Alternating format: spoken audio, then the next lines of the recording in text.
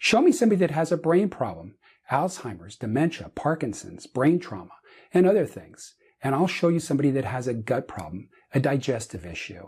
It can go the other way around as well. If you have a gut issue, it's just a matter of time before you end up with a brain issue. We're going to talk about this today. My name's Dr. Greg Celaya.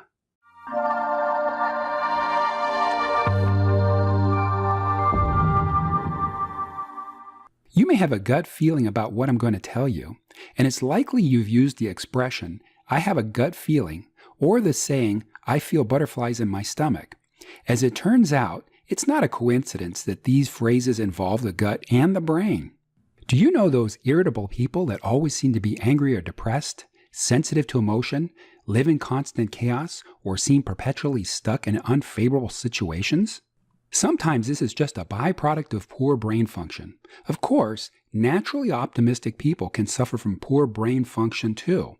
Symptoms may consist of memory loss, brain fog, fatigue, anxiety, and depression. All of these things and others can trigger symptoms in the gut. This brain-gut connection operates as a bidirectional system. Therefore, a person's gut inflammation or distress can be the cause or byproduct of stress, anxiety, and/or depression. This is particularly true in circumstances when a person experiences gastrointestinal upset without a physical cause. For such functional GI disorders, it is a challenge to heal the gut without first looking at the intimate link between the gut and the brain and considering the effects of stress and emotion. We have several receptors that fire into the brain, such as for sensation, sound, temperature, balance, etc. These signals stimulate the brain to relay information into the brainstem of the central nervous system, which is the area of the brain that keeps the heart beating, the lungs functioning, and the gut moving. The wall of the digestive system is innervated by the CNS and the enteric nervous system. It has millions of neurons that control blood flow and secretions to help you digest food. Inflammatory issues, such as intestinal permeability, which is sometimes called leaky gut, or an imbalance in the gut microbiome, also called dysbiosis, can impact the message from the gut to the brain. The vagus nerve, which is a cranial nerve that is part of the enteric nervous system, is a key pathway to the activation of the digestive system. Degeneration of vagal function, or less activation of the vagus nerve, compromises the digestive function by decreasing blood flow to the gut, which leads to leaky gut, neuroinflammation, and a cycle of other inflammatory responses.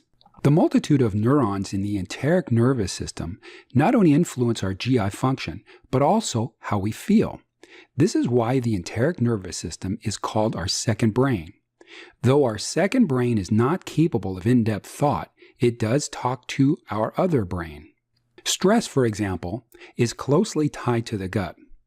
The body responds to external and internal stresses with the fight or flight system. During a stressful situation, a redirection of energy takes place. Your digestion is put on hold, your heart and respiratory rates escalate, and your palms may get sweaty. This protective mechanism is intimately related to cortisol levels, which are ruled by the hypothalamic pituitary adrenal axis, or HPA for short. Typically, diffusion of the stressful situation resets your body back to normal. But if you're always stressed, anxious, or thinking negative thoughts, your body gets caught in a fight or flight response. The byproduct of this chronic stress is chronic inflammation, which is the root cause of many diseases.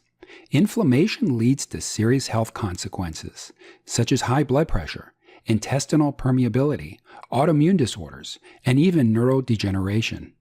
The trillions of gut microbes, collectively known as the microbiome, also play a role in the regulation of our immune response.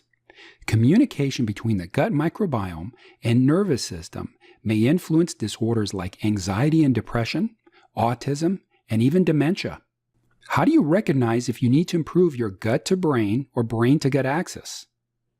If your brain is impaired, such as experiencing brain fog or memory loss, if you suffer from intestinal mobility issues like constipation or nausea, and if you've not had a positive response to conventional treatments, you may have a brain to gut impairment. Furthermore, if you have digestive issues, These can impact your brain chemistry and impair your gut-to-brain communication. It is common to be in a vicious cycle of both gut-to-brain and brain-to-gut impairment. Most people need to support both simultaneously. A characteristic of this cycle is a decrease in the motility of the gut and consequently constipation, straining during bowel movements, and incomplete elimination.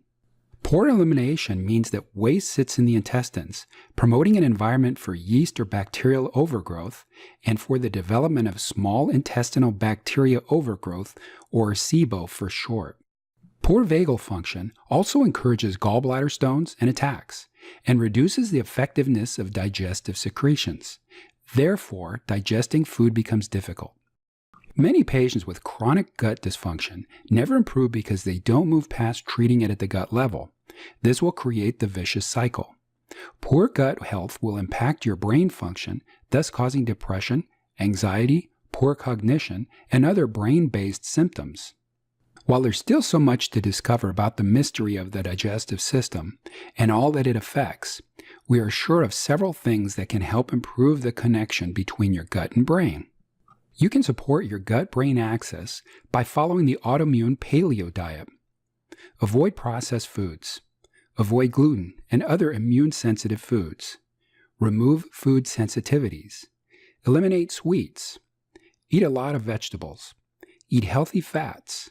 Consume different types of fiber. Eat probiotics and prebiotics. Don't forget to check out my probiotic called ProBio.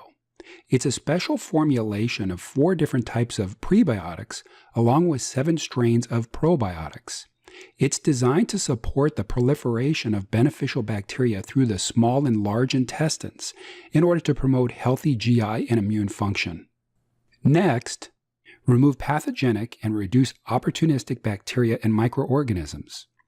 Supplemental support may include digestive enzymes, L-glutamine, N-acetylglucosamine, and antifungals such as oregano oil. Digest, which is my digestive support product, is a blend of digestive acids along with digestive enzymes to support optimal digestion of proteins, fats, and carbohydrates. You can find it on my store at drcelaya.com. You can also support your brain-gut axis. Every neuron needs oxygen, glucose, and stimulation. A reduction in blood flow to the brain, such as from a sedentary lifestyle, smoking, anemia, low blood pressure, and hypothyroidism, reduces the amount of oxygen the brain receives.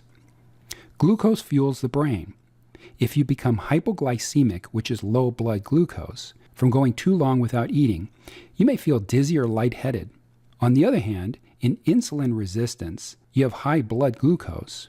Glucose can't get into the cells of your body or brain, leaving you feeling sleepy or slow. Stimulation such as physical activity and mental challenges exercise your neurons and are essential to keeping them active and healthy.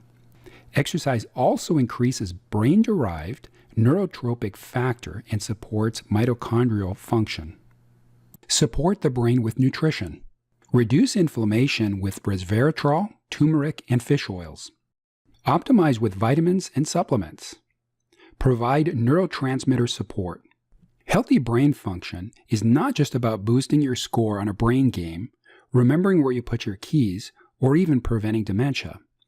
A healthy brain equals a better quality of life. When you have optimal brain function, you're happier and you're naturally drawn to nourish your body and your mind. If you'd like to know more, go to my website, drcelaya.com, where you can schedule for a free consultation or even become a new patient. Don't forget to check out the blogs. There's a lot of great information there. Thanks for tuning in.